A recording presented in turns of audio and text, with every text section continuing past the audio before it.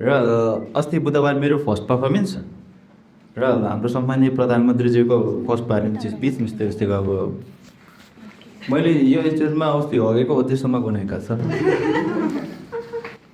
तर केही छैन। अब यस्तो मान्छेहरू अगाडि बढिसकेपछि जेलेस गर्ने मान्छेहरू धेरै हुन्छन् के है।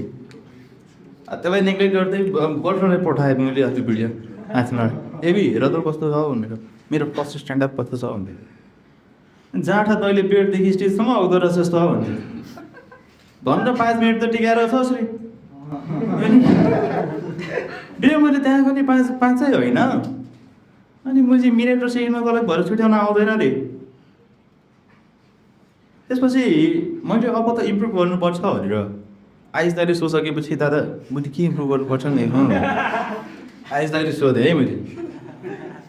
अनि बाबु तिमीले परीक्षा नै दिएर दादा भर्खर भने होइन मेरो नाम प्रमोद हो मैले जाँडा यहाँ होइन स्टेजमा दिनुहोस् अडियन्स कनेक्टै हुन पाएन रे। जम्मा 5 सेकेन्ड हो मेरो बाबुबाट जाँठासम्मको यात्रा तर केही छैन मैले इम्प्रुभ गरेँ तै भने इम्प्रुभ गरेँ उताइले नि छोराछोरी हाँसिदिनु भयो धन्यवाद। अब दाइको सजेसन मानेर मैले चाहिँ मेरो पर्फर्मेन्स परिचयबाटै सुरु गरेँ है। मेरो नाम चाहिँ प्रमोद ठाकुर हो। मैले गप्पर बाहेक अरू कोहीसँग डराउँदैन। म हेर्दा 25 वर्षको मात्र देखेँ पनि मैले 25 वर्ष पुगेको 1 महिना जति भइसक्यो। मेरो नामको मिनिङ आनन्द हुन्छ कि प्रमोद मिन्स लिटरली आनन्द है। मैले खानु र हग्नु बाहेक अरू कतै अनुभूति गर्न गएको छैन है। त्यसपछि के अरे मेरो बाबा चाहिँ फरेस्ट अफिसर हुनुहुन्थ्यो कि है। बाबा चाहिँ हुनुहुन्छ र फरेस्ट अफिसर चाहिँ हुनुहुन्न है। बाबा फरेस्ट अफिसर हुनुहुन्थ्यो अनि उहाँ चाहिँ प्रायः जङ्गलमै हुन्थ्यो कि उहाँको duty with lots of power stamina and energy है।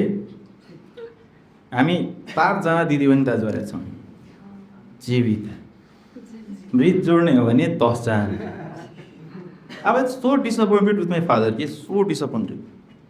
बाबा तपाईँले थोरै चाहिँ एफर्ट गरिदिनु भयो भने हाम्रो क्रिकेट टिमको स्थिति चाहिँ हुँदैन थियो होला। 11 जना खोथ्यौँ हामी नै खोथ्यौँ। तर यस्तो बाबाले जे गरे पनि माया चाहिँ गर्नुहुन्थ्यो। माया चाहिँ लास्ट गर्नुहुन्थ्यो कि दिदीहरूलाई। मैले बच्चामा यति कुटाइ खाएको हो यति धेरै कुटाइ खाएको हो कुरै नगर्नुहोस्। मलाई कहिले काहीँ शङ्का लाग्थ्यो कि यिनीहरूले मलाई पाएकै हो त यति कुट्छन् कि होइन। अब हाम्रो छोराछोरी पुगिसक्यो अब एउटा कुट्नलाई भयो भने कतैबाट के कुरा राख्नु हुन्छ।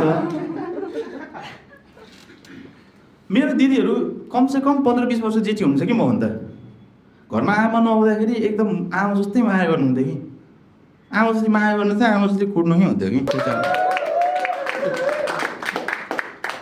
म बच्चा हुँदा जन्मिँदामा गोरो थिएँ क्यारे है। मम्मीले भन्नुभयो जन्मिँदामा गोरो थिएँ क्यारे। मलाई एकदिन शङ्का लाग्यो यिनीहरू कुटेर त म कालो भएको होइन। बाउलाई एकदिन सोध्न गएँ फेरि मेरो बाउ कस्तो क्यारेक्टरको हो भन्दाखेरि यो मान्छेसँग मैले कुरा गर्नु जाँदा मेरो बाउको बिहे याद आउँछ। लिटरली बाउको बिहे याद आउँछ।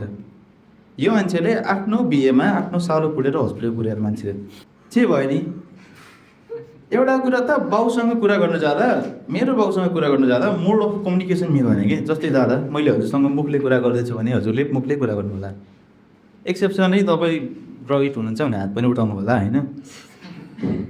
हातले कुरा गर्दैछु भने हातले कुरा गर्नुहुन्छ होला। मेरो बाउको त्यस्तो छैन।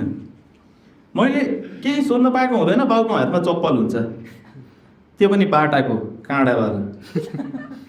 बाबा यो त प्रेसर कन्ट्रोल गर्नलाई पो आउँछ मान्छेले तपाईँ कहाँ मलाई कन्ट्रोल गर्ने त नि। मैले एक दिन हिम्मत गरेर भए पनि बाउसँग